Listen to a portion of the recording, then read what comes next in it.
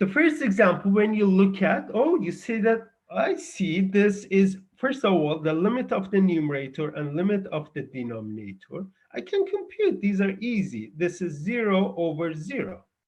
Yeah, that's nice.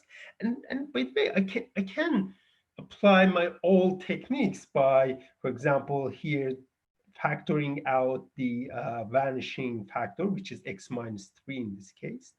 And to get the vanishing factor in numerator, I can multiply the numerator by its conjugate, divided by the conjugate, and then I will get x minus 3 in the numerator. But just explaining that, it gives you the idea that how much work you have to do. You don't need to do that much of work at this stage. You have stronger tool.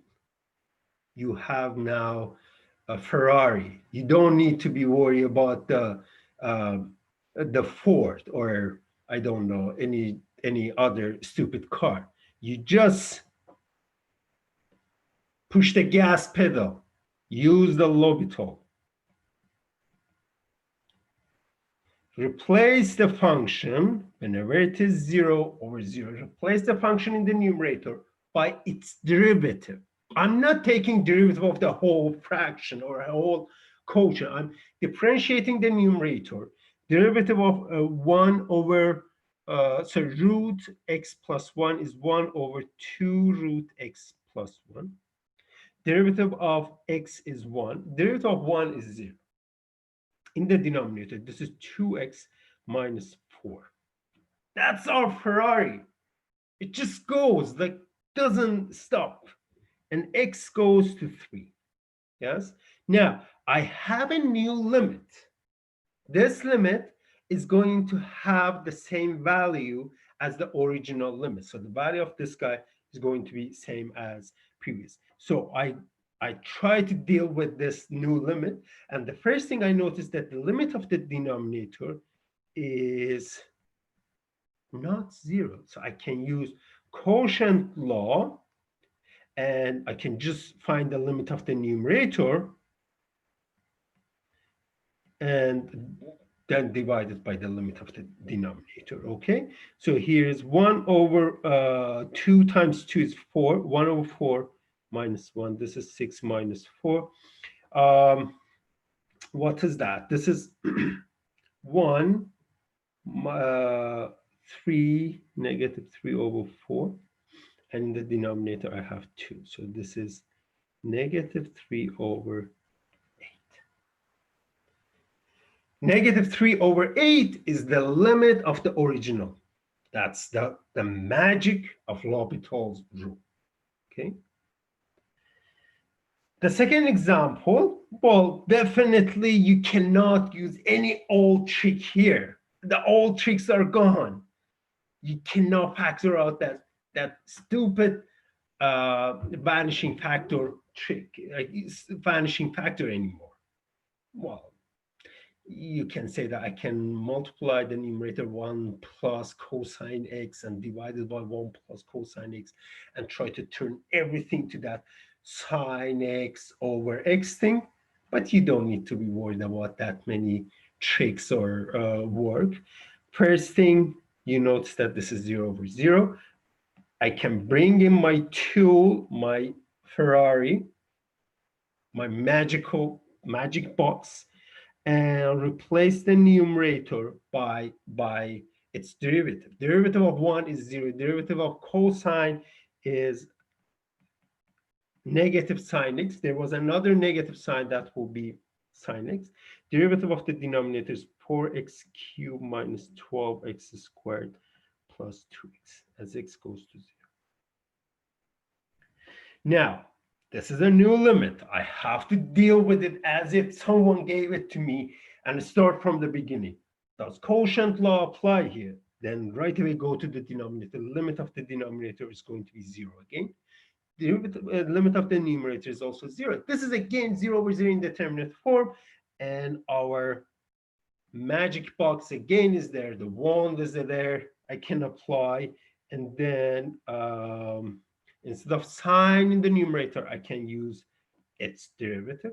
Instead of that polynomial, I can use the derivative of that polynomial as x goes to 0. Now, this is a new limit. The limit of the denominator is 0 here, 0 here, then 2 in the denominator. And in the numerator, cosine of 0, which is 1. Done.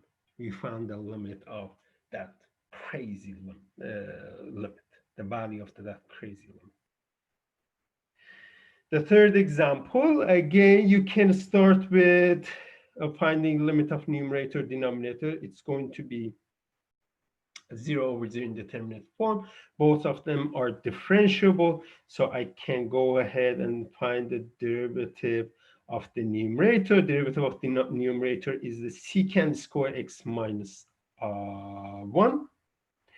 Then the denominator is e to the power x minus 0 minus 1 minus x. X squared over 2, the derivative is x. And then I plug in, I'll find the limit of the denominator. The limit of the denominator is going to be 1 minus 1 minus 0. This is 0. The limit of the numerator, secant is 1 over cosine. Cosine as x goes to 0 is 1. 1 over 1 is 1. Squared is 1. Minus 1, that is 0 again. So 0 over 0.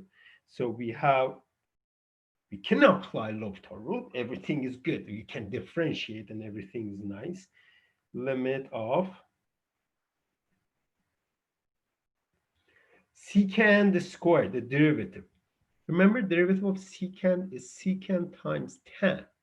This is secant squared, so this will be 2 times derivative of secant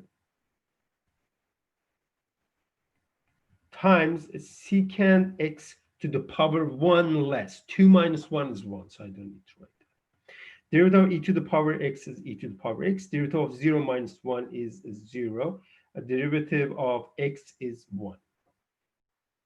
Okay, so let me just rewrite that thing. I know it is getting long, but it's worth to do this one here.